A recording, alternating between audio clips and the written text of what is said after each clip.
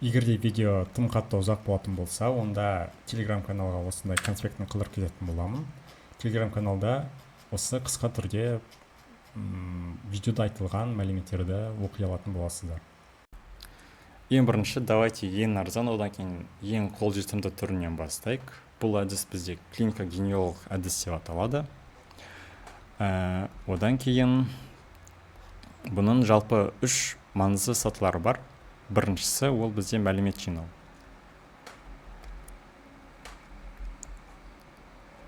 Мәлімет жинау ол пробандтың келуінен басталады. Енді пробанд деген кім деген сұраққа келетін болсақ, пробанд ол бізде сол ауырып жатқан адам, немесе оның бір туысқандары болуы мүмкін. Одан кейін мәлімет жинауда біз осы пробандпен сөйлесу арқылы оның сол шағымдарын тыңдаймыз. Оқта қандай симптомдары бар, не нәрсемен қиналатын, не нәрсемен ауыратынын. Одан кейін осы симптомдардың туысқандарында бар екенін, немесе осы отбасында туысқан аралық некет құрылғанын, соның барлығын сұрап шығамыз.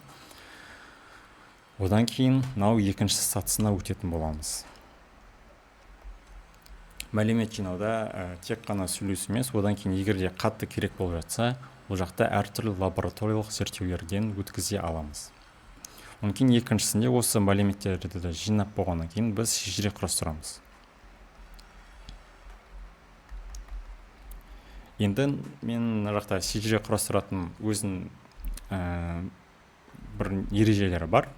Қазір соның ең маңыздыларымен түсіндіріп кетейін. Мына жақта біз шежіре құрастырған кезде төрт бұрышымен біз ер кісіні көрсететін боламыз. Одан кейін ер кісі әйел адаммен некеге тұратын болса, осындай сызықша қоямыз. Ал әйел адамдарды осылай дөңгелекпен көрсетеміз. Одан кейін олардың ұрпақтары пайда болатын болса, ең бірінші тұрған баласын осылай ең сол жаққа қарай жазатын боламыз. Егер де ұл бала болса, осылай төрт бұрышпен жазамыз. Екіншісі әйел кісі болса, осылай дөңгелекпен сызамыз. Одан кейін үшіншісі үшінші баласын осылай ер адам болса, осындай төрт бұрышпен жазатын боламыз. Одан кейін бізде рим цифрымен біз ұрпақтарды көрсетуіміз керек болады. Ол осылай жоғарыдан төмен қарай бағытталады. Одан кейін жақта бізде бірінші ұрпақ, кейін бізде екінші ұрпақ. Одан кейін егер де бізде әйел адам осы келіп бізде өз шағымдарын айтатын болса, бұл пробанд болып саналады. Одан кейін біз пробандты осындай стрелкамен көрсетуіміз керек болады. Ал осы оның балалары туылған кезде біз сол жақтан оң жаққа қарай бағыттап, біз осылай оның әр ұрпақтарын номерлеп шығуымыз керек болады. Одан кейін тағы да қандай таңбалар бар. Егер де адам ауру болатын болса, осылай біз төрт бұрышымен бояп қоямыз. Ал егер де тасымалдаушы болса, біз бұны бұлай жартылай бояймыз. Ал егер де адам өлген болатын болса, біз осылай X-пен өшіріп тастаймыз. Одан кейін тағы да қандай көп кездесетін таңбалар бар. Одан кейін егер де туысқан аралық неке түзетін болса, осындай екі сызықпен көрсетеміз. Одан кейін егер де оларда бір бала асырап болса, осындай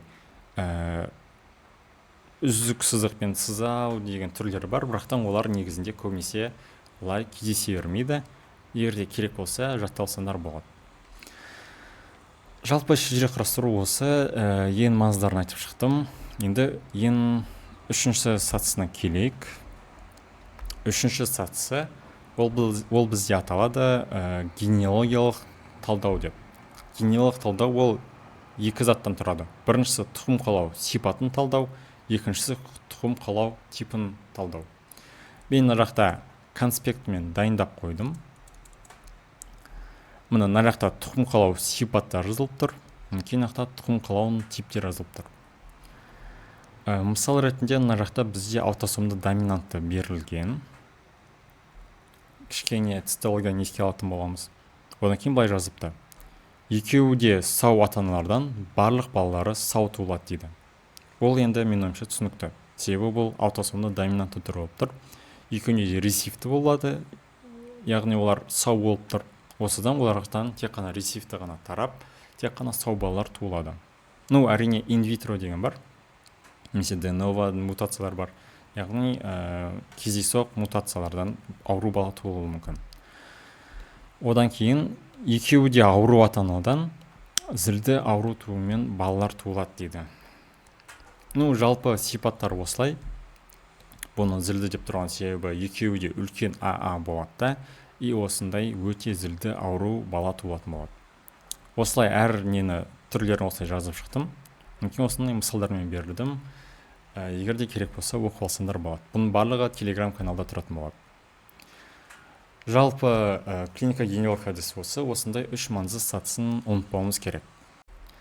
Енді келесі бұл бізде цитогенетикалық әдіс. Оның ішіндегі ең көп кездесетін әрине кариотиптеу.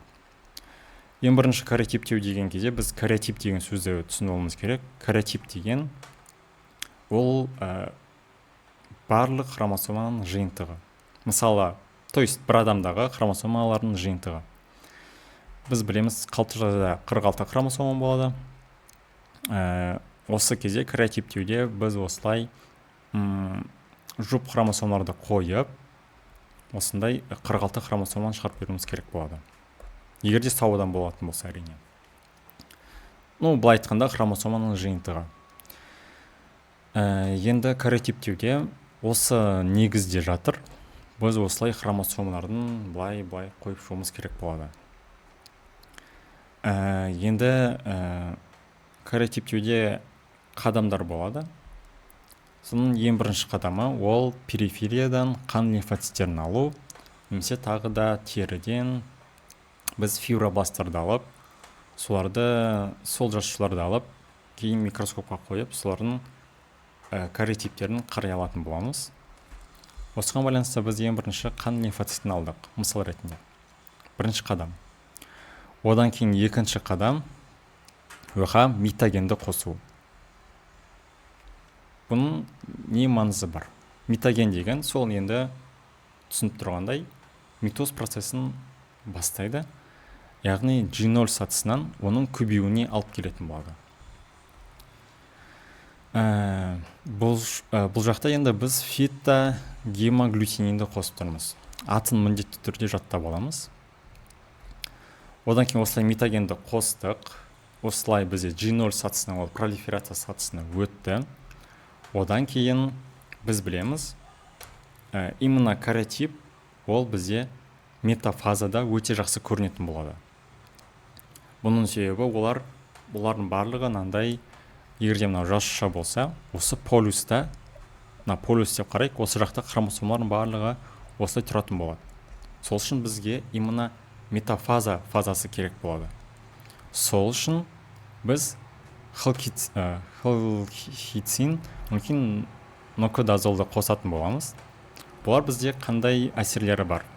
Бұлар бізде микротүкшелердің тежелуіне алып келеді. Яғни бұл қалай? Біздегі бөліну ұршықтары болады екі жақта.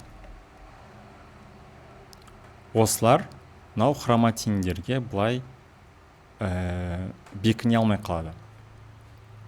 Осылайша бізде әрі қарай митоз процесі жүрмейді, и осындай метафазада тұрып қалады. Одан кейін енді осы хромосомалар тұр, олар әр жаққа жылжып кетпеу үшін біз енді осы біз фиксациялауымыз керек. Осы фиксациялау үшін біз сірке қышқылын қосамыз. Осылай сірке қышқылын қосқаннан кейін біз оларды фиксациялап алдық. Олар енді әрі бері жылжып кетпейді. Одан кейін бізге керекті бояуды қолданатын боламыз. Мысал ретінде бізге именно аутосомды аурулар болса, басқа бір бояу қолданылады. Егер де гоносомды ауруларға күдікті болса, онда басқа бояулар қолданылады. Осылай бояғаннан кейін енді біз хромосомаларды суретке түсіріп шығамыз. Одан кейін суретке түсіріп шыққаннан кейін осы суреттерді алып біз хромосомалардың жұптарын бір-бірін тауып, одан кейін осылай номерлеп шығамыз. Одан кейін хромосомаларды былай қойып шыққан кезде бізге маңызды бір заты бар. Ол қысқа иықтары жоғары қарап тұру керек, ал ұзын иықтары төмен қарап тұру керек. И осылайша біз қанша хромосома бар екенін біле аламыз. Одан кейін олардың тіпті нелерін көре аламыз, аберрацияларын. То есть даже ол жақта жүрген мутацияларды байқай алуымыз керек. Бірақтан бұның да бір кемшілігі бар. Оның кемшілігі микроаберрациялар бізде көрінбейді. Бұл не үшін? Себебі біз хромосомаларды қойып шыққан кезде біз оны жарық микроскоппен қарап жатырмыз.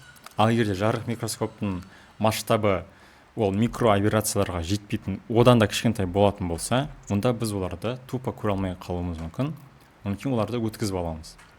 Осында кемшілігі бар. Сол кезде біз енді басқа методтарды қолданатын боламыз. Соларды қазір кейін өтетін боламыз.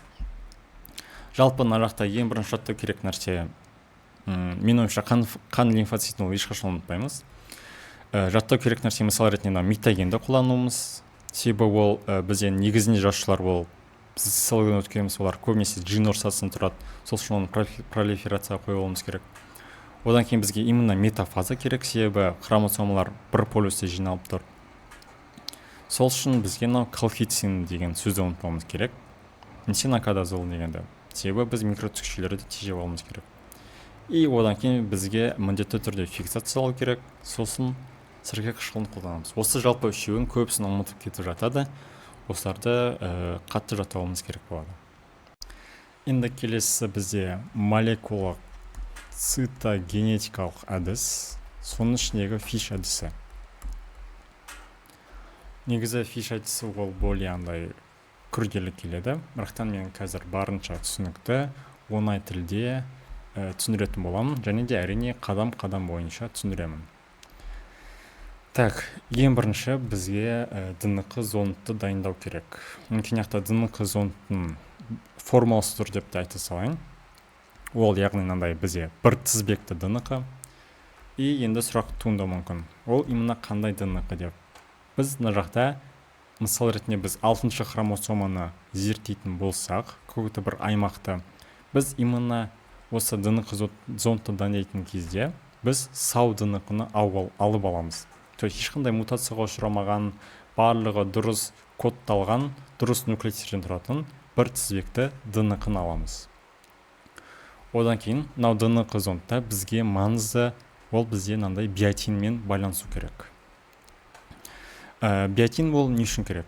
Біз мына жақта флюоресцентті бояумен бояймыз. Сол кезде осы флюоресцентті бояу осы биотинмен байланысады. Қазір келесі флюоресцентті бояу туралы айтатын кезде бұны толықтай түсініп кететін боламыз. Бірінші айтқанда осы ДНК зондты дайындап аламыз. Одан кейін екіншісі, мына жақта бізге жазып қойыпты ДНК плюс сілті деп. Мына жақтағы ДНК ол енді қандай ДНК деген сұраққа келетін болсақ, онда бұл жақта уже зерттелетін ДНК. Мысал ретінде жаңа 6-шы хромосомада мутация бар деп ойлап жатырмыз. Сол 6-шы хромосомадағы ДНК-ны алып алдып, біз оны сілтімен байланыстырып жатырмыз. Бұл енді бізге не үшін керек? Бізде ДНК мен сілтімен екеуін байланыстырған кезде бұлар денатурацияға ұшырайды.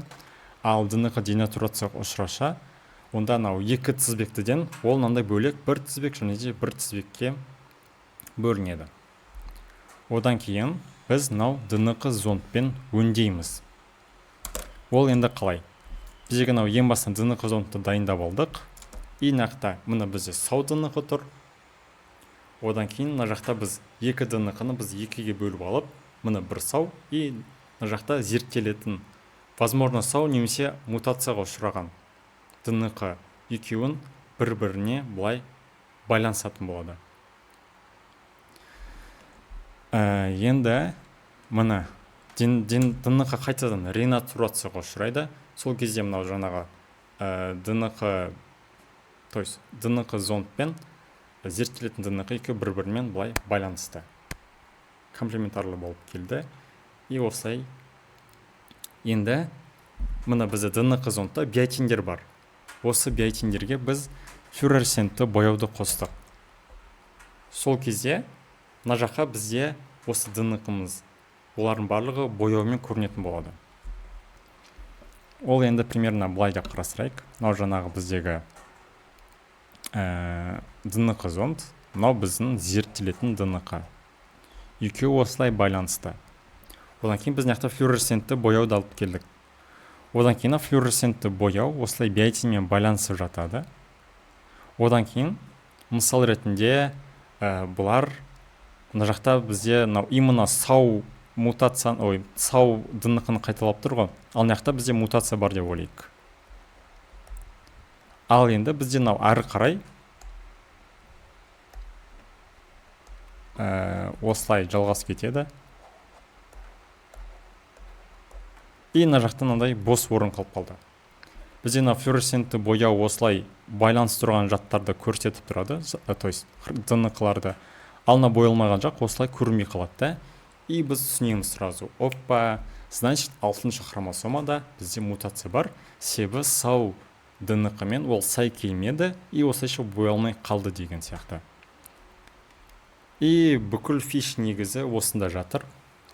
Енді бұның пайдалы жағын, то есть бұның плюс жақтарына келейік, одан кейін минус жақтарына келейік. Минус жақтары негізінде былай именно жоқ, бірақтан бұл бізде көп уақытты құртады, мүмкін көп ақша кетеді. Ал плюс жақтары біз жаңа мысал айттық, кариотиптеу әдісінде жаңағы микрооперациялар көрінбеген, ал біз осы фиш әдісімен осындай микрооперацияларды оңай көре аламыз.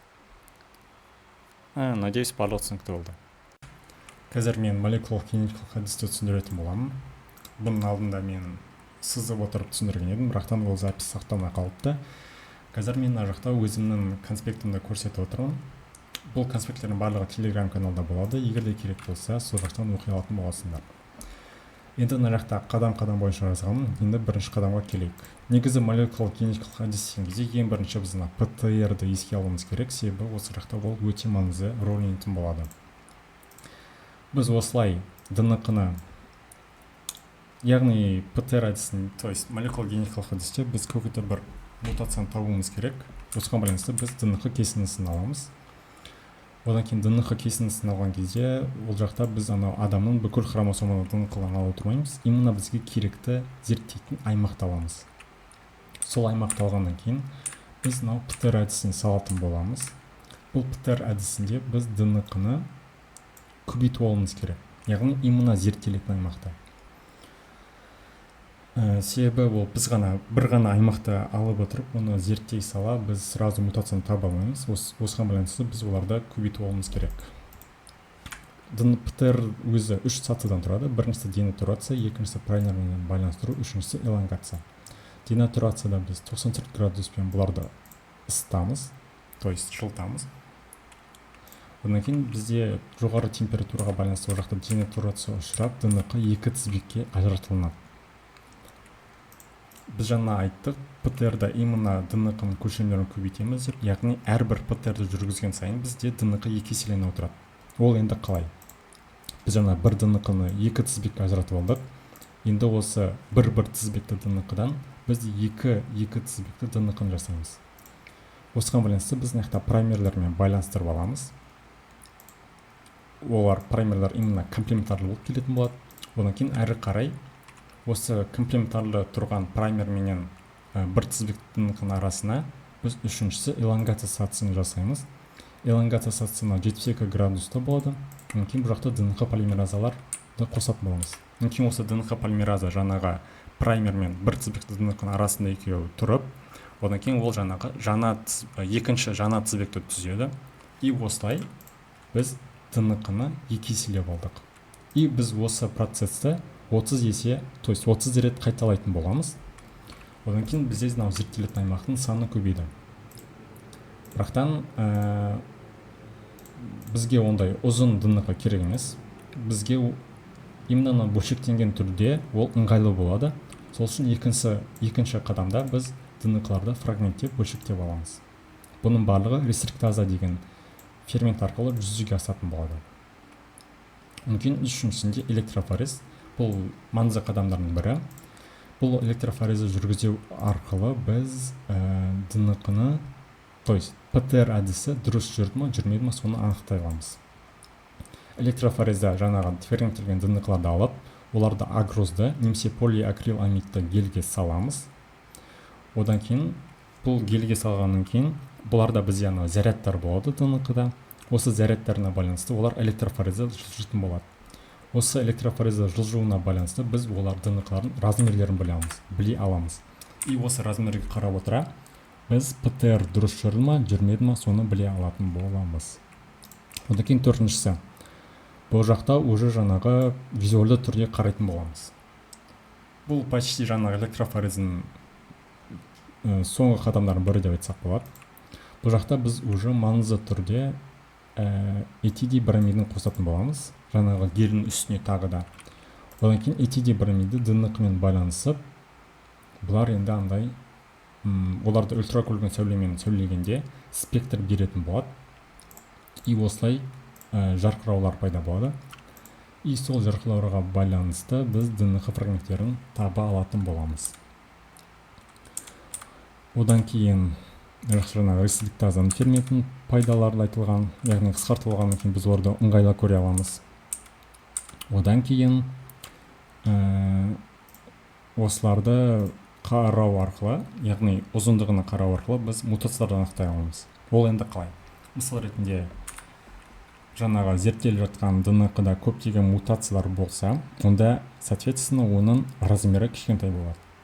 Ал егерде керісінше көптеген триплеттер, қайталанатын триплет деген мутацияның бір түрі бар. Егерде көптеген триплеттер солай қайталанып кететін болса, онда соответственно днқның размері үлкен болады да, солай біз мутацияны анықтай алатын боламыз.